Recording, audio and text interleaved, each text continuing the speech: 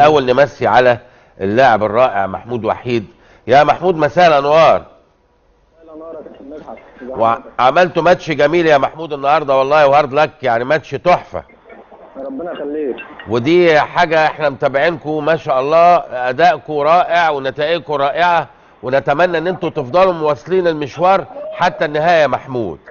ربنا يخليك يا كابتن مدحت، انا سلامي لحضرتك كتير وكل الضيوف اللي مع حضرتك. ربنا يخليك. والحمد لله على الاداء النهارده، قدرنا نعمل مباراه جيده جدا قدام نادي قوي النادي الاهلي. مباراه تكتيكيه عاليه جدا، انت شايف من اول مباراه ان الاهلي عامل زون من نص الملعب، واحنا شغالين كل كوره على الاطراف عندنا. والحمد لله الاداء احنا مبسوطين منه، والنتيجه برضه راضيين عنها جدا والحمد لله يعني. طيب محمود، من فضلك قول والله العظيم اقول الحق. والله العظيم اقول الحق. الكوره جت في ايدك ولا ما جاتش في ايدك؟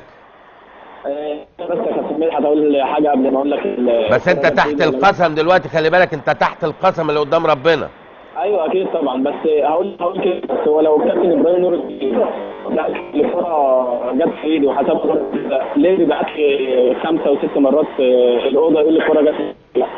طيب انت جاوبني، انت بقى انت اللي تجاوب دلوقتي. ايوه الكوره جت في ايدك يا كابتن مدحت، بس ما تتحسبش جت في ايده بس مش ملعوبه عرضيه بسرعتها ولا اتجاهها ولا زي ما لعبها محمد هاني زي ما راحت، لان هو بيبعت لي ليه على اساس ايه؟ يقول لي الكوره جت في ايدك ولا لا.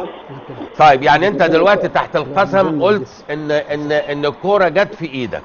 الكوره جت في ايدك يا كابتن مدحت، بس ما تتحسبش ضربه جزاء بس. ما تتحسبش ده بقى، يعني انت بتبرر ده انه الحكم بعت لك كذا مره. قال لك ايه لما بعت لك؟ قال لك ايه؟ بعت لي الواد هو كابتن وقال لي الكوره جت في ايدك ولا لا؟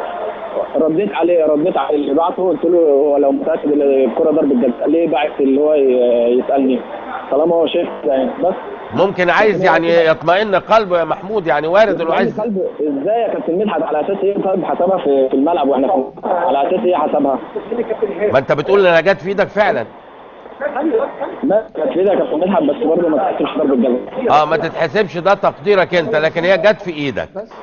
ايوه جت في ايدك. بص يا محمود، انا بحترم شجاعتك جدا جدا، وبعدين انت كنت مندفع طبيعي في الكوره ومحدش يقدر يلومك ابدا على الاطلاق، لكن انا بحترم صراحتك ورجولتك ان انت قلت ده على الهوا. ده شيء يحسب ليك يا محمود، يحسب ليك. ربنا يخليك يا محمود، وبالتوفيق يا حبيبي. بشكرك. ربنا يخليك. بشكرك يا حبيبي، شكرا جزيلا.